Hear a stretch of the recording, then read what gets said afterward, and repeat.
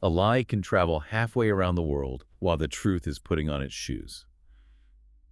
That's Mark Twain, and wow, it really sets the stage for today's deep dive, doesn't it? It really does. Quite fitting. Welcome, everyone, to the deep dive. Today, we're getting into something pretty complex, how narratives get built, how they get shaped, and sometimes, well, how they get twisted. Specifically looking at how India and Israel are often portrayed. Exactly. And we're grounding this discussion in a really thought-provoking article from the print called Deceptive Narratives Against India and Israel. Yeah, it's quite a piece. Our goal here is simple, really. We want to pull out the key insights, the main arguments from this article for you. Think of it as a shortcut to getting up to speed on a pretty critical topic. So whether you're maybe a UPSC aspirant, sharpening that critical thinking for mains or even prelims, or just someone keen to understand global discourse better. Yeah, understanding these narrative tools is key. We hope this deep dive helps you spot them. Absolutely. And look, we need to say this right at the top. This is politically sensitive stuff we're discussing. Definitely. Our role here, let's be crystal clear, is to be impartial. We're presenting the arguments from the article, the evidence it uses. We're not, taking sides or endorsing any particular view. No, not at all. We're dissecting the information from the print article, breaking it down, not advocating. Precisely. Critically discussing what the source itself puts forward. Okay, so let's start broad. This landscape of deceptive narratives. The article kicks off by noticing or arguing there's a sort of imbalance in how India and Israel get talked about internationally, often negatively. What's the core idea there? Well, what's really interesting is the contrast it draws right away. It points out that, you have a relatively small Jewish population, but they often wield significant influence in, say, American and European politics. But then you look at the Hindu diaspora, which is huge, very influential in many ways, yet the article suggests it's largely ineffective when it comes to getting the quote-unquote Indian perspective across to a Western audience. That's quite a claim. It goes further. It specifically highlights this phenomenon where sometimes even secular Hindu and Muslim voices, as the article terms them, tend to, demonize India, especially if something can be linked to Hindus or Hinduism. So it's suggesting internal voices sometimes amplify negative external perceptions. That seems to be the argument, yes. A provocative starting point, definitely. Okay, so if this is the effects, what tools does the article say are used? How is this negative picture painted? The article is pretty blunt. It talks about lies, half-truths, or the deliberate suppression of truth being the main tools. Suppression of truth. That's interesting. Yeah, and it adds another layer. It claims that secular denigration, it seems, has greater value, meaning criticism coming from voices perceived as secular within the Indian context might get more traction, more credibility in the West when it's aimed at demonizing India. Wow. Okay, that immediately makes you think, doesn't it? Especially for our listeners maybe studying for exams or just trying to navigate the news. Yeah. How do you tell the difference? Exactly. Between genuine criticism, which is always needed, and what this article is calling deceptive narratives. It's about looking how things are said, isn't it? Precisely. It forces you to look beyond the surface. Not just what is said, but the framing, the omissions, maybe the motivations behind it. It's not just about outright lies, but those subtle twists. That's the core skill, really. Yeah. Seeing the whole picture, or at least questioning if you are seeing the whole picture. Vital in today's world. Okay, so with that general framework laid out, the article then gets specific. It uses examples. First one, Zohran Mamdani, U.S. politician, left of the Democrats. Described as smart, and whose views, the article says, Islamists would not mind owning. Quite a description. So what about his communication style does the article focus on? Well, it suggests that when people criticize Mamdani, the pushback is often to dismiss it, to say it's just the usual trick fueled by inbuilt American Islamophobia. Kind of shutting down the criticism by labeling the critic. That's the implication. Yeah. And the article argues he's clever about it. He apparently manages to couch his views in broadly politically correct terms, even while getting his dog whistles across. Particularly, it says, regarding Jewish Israel or Hindu India. Dog whistles. So coded language, saying something that only a certain group understands the real meaning of. Exactly. It allows for plausible deniability while still sending the intended message. That's the article's interpretation of his method. Okay, let's break down his stance on Israel then, according to the article. What are the specifics? Right, several points are listed. It says Mamdani has repeatedly called Israel to account for its alleged genocide of Palestinians, and significantly, even before the Israeli army went into Gaza. Okay, so the timing is noted. Yes. And he's apparently called both Netanyahu and Narendra Modi war criminals. This strong language. Very. The article also highlights that he doesn't condemn the slogan, globalize the Intifada, which, it points out, is widely seen in Israel as basically a call for Israel's destruction. And his stance on BDS. He backs it. The boycott, divestment, and sanctions movement. The source describes BDS as being favored by the global left and even more so by Islamists and ultimately aimed at economically decapitating the Jewish state. But the article also talks about a balancing act. What does that refer to? How does he supposedly balance this? Well, on the other side, Mamdani says he wants to reduce anti-Semitism. He's even proposed, if elected mayor, setting up a department focused on hate crimes. Okay, so concrete proposals there. Yes, but the source immediately questions this. It asks, well, isn't Mamdani himself potentially stoking hatred against Israel by calling it genocidal and labeling its PM a war criminal? A direct challenge to his stated position. And there's more. It mentions his discomfort with states having a hierarchy of citizenship based on religion, a standard progressive position. Sure. But then the article points out, well, by that logic, shouldn't he be critical of over 50 Muslim-majority states? Yet it claims he has not been heard speaking about that much. Implying selective application of his principles. That's the suggestion, that this silence is part of the balancing act focusing criticism in one direction. And what about India? What does the article say about his comments there? It says, Mamdani upset many when he claimed wrongly. The article stresses that there are very few Muslims left in Gujarat. It calls this a patently false claim. And the article's take on why he'd say that. Yeah. It suggests he won't face consequences for it in the West. Because, it argues, after 2002, Modi has been held up as a figure of hate among various groups. Left, evangelicals, Islamists in the U.S. and Europe. So it's implying it's politically advantageous for him. Yeah, the article basically says Mamdani knows he is on a good political wicket when he criticizes Modi's India and Gujarat. A calculated move is the implication. Now this part is really fascinating.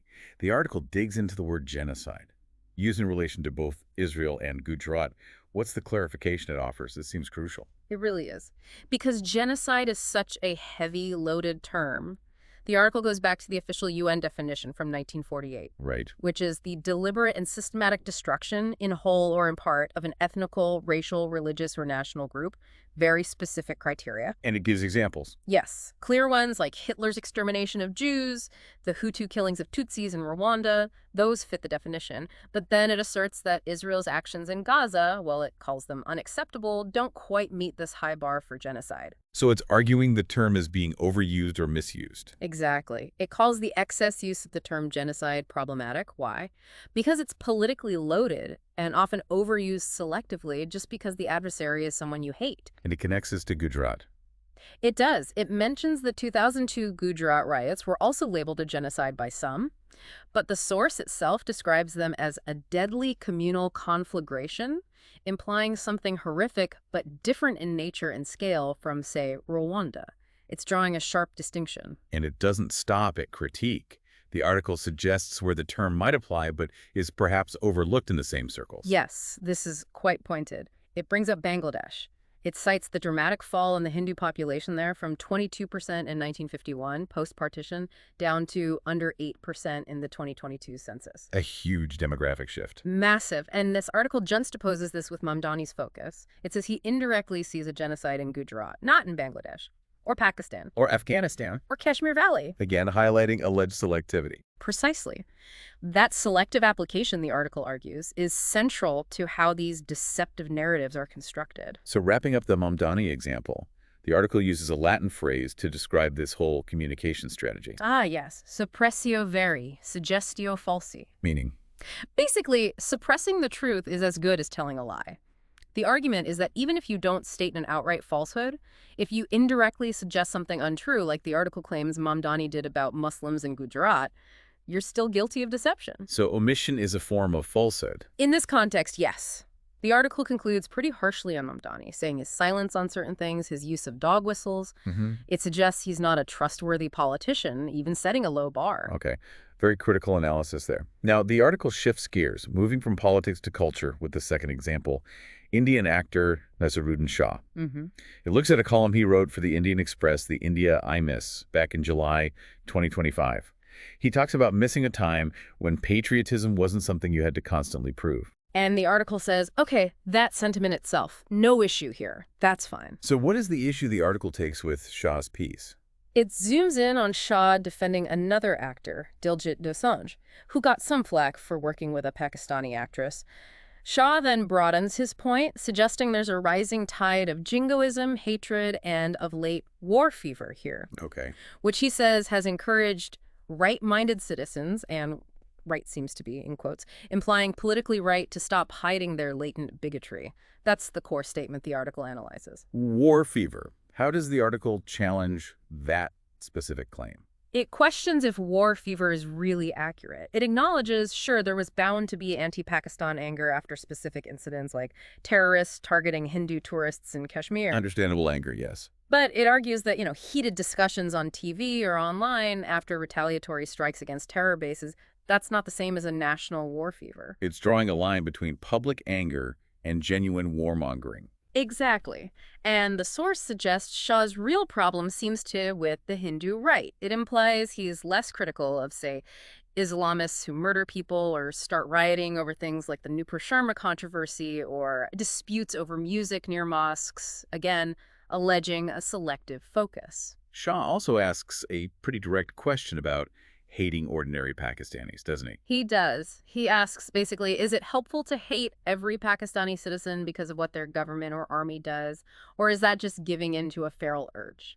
A fair question on the surface. How does the article respond? It counters by saying, look, Indian anger generally isn't directed at all Pakistanis. It's aimed at the terror-backing state, including the army. So, distinguishing between people and state policy. Yes. And then it flips the feral urge idea. It argues that maybe that urge is largely Pakistani in origin, pointing to things like alleged demonization of Hindus in Pakistan, negative portrayals in their school books. It claims Shah hesitates to call a spade here. What about artists? The cross-border exchange, or lack thereof? Shah claims Indian artists are welcomed and honored in Pakistan. The article says, not so fast. It brings up Javed Akhtar, the lyricist, who apparently said Pakistani artists should be banned in India because the welcome is one-sided. It gives examples. Pakistan never really welcomed legends like Lata Mangeshkar, while India hosted huge Pakistani stars like Nusrat Fateh Ali Khan and Ghulam Ali. It paints a picture of imbalance. The critique of Shah's focus continues, right? Yes. With other examples. Yes. Shah writes, hatred is self-destructive, but evidently it can be sustained indefinitely if one is to go by the continuing actions of some cow vigilantes. Okay, pointing to cow vigilantism. And the article responds, well, nobody's defending cow vigilantes, but those incidents have actually reduced. And then it asks pointedly, why only mention them? Why ignore, for instance, mobs chanting Sartan Se Juda? Which means head severed from the body. Exactly. A chilling slogan.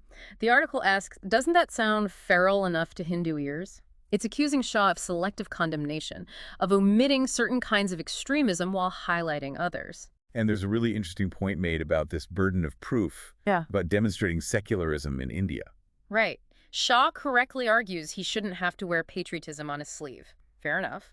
But the article turns it around. It says, does he see that Hindus often feel they have to constantly wear their secularism on their sleeves? To prove they aren't communal. That's the argument, that there's this expectation for Hindus to carry a permanent guilt complex about castes, even if they personally aren't casteist. The article concludes Shah only sees what he wants to see.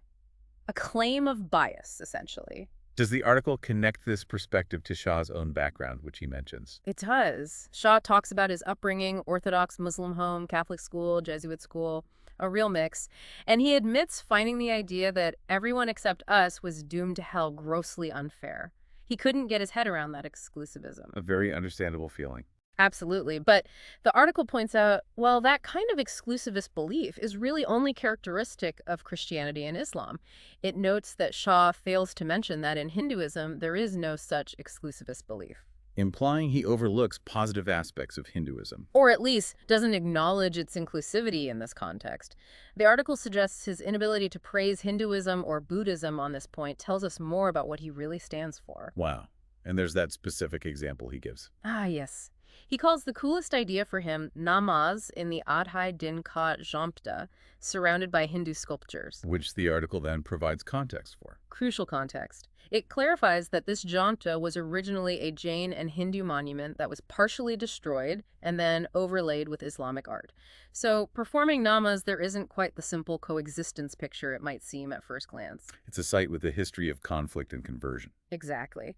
And then the article asks, provocatively, would Shah advocate doing puja in a mosque, implying a double standard in his coolest idea? Finally, the article uses Bollywood itself as another lens on these dynamics. Yeah, it draws a contrast. Old Bollywood, where major Muslim actors like Yusuf Khan and Machabeen Banu apparently felt they needed to take Hindu screen names. Dilip Kumar, Meena Kumari. Right. That's well known. Compared to today, where the three Khans who dominate Hindi films absolutely do not have to hide their religious identity. So progress in that sense. Yes, but the article pairs this with another observation. It claims films like PK can make fun of Hindu gods and win awards, but similar fun is rarely poked at Christian or Muslim figures. And contrasting that with a film like The Kashmir Files, about the Pandit exodus, which gets labeled propaganda, the overall conclusion the article draws about Shah, that he's effectively conveying a sophisticated sense of Muslim victimhood and putting only right-wing Hindus in the dock. And again, it labels as suppressio veri. The suppression of truth, selectivity as a form of deception. So we've gone through these two detailed case studies from the article. What's the big picture here? What's the main takeaway for someone listening trying to make sense of it all? Well, pulling it all together, the article's final judgment on both Mamdani and Shah is pretty stark. It concludes neither can be accused of honesty in the views they hold dear. Oof. Strong words. Very. And I think the implication for all of us listening to this is really about critical thinking, how absolutely vital it is. To look past the surface claims? Exactly. To question the completeness of the information we get, to ask why someone might be framing things a certain way. For, the UPSC aspirants listening, this is gold. Understanding these subtle narrative techniques. It's crucial for current affairs, for analysis. Absolutely. It helps you spot bias, identify what's missing, and evaluate arguments more effectively. It's a core skill for mains, and even for understanding context in prelims. That really is a powerful thought to end on. How do we, just as everyday citizens consuming news and opinions, actually do that? How do we spot the framing, the emphasis, the silences? The things left unsaid. Yeah. What's not being talked about. That often tells you as much as what is. That feels like the ongoing deep dive, the one you have to do yourself every day. Couldn't agree more. It's about constant vigilance and critical engagement. Well, thank you for joining us on this deep dive, exploring that article from the print on deceptive narratives against India and Israel. We hope it gave you some food for thought. It was useful. If you found this discussion valuable, please do give this deep dive a like, subscribe to our channel for more analysis like this, and definitely leave a comment below. Your questions, your thoughts, they really help us shape future discussions. Yeah, we appreciate the engagement. Thanks again for tuning in.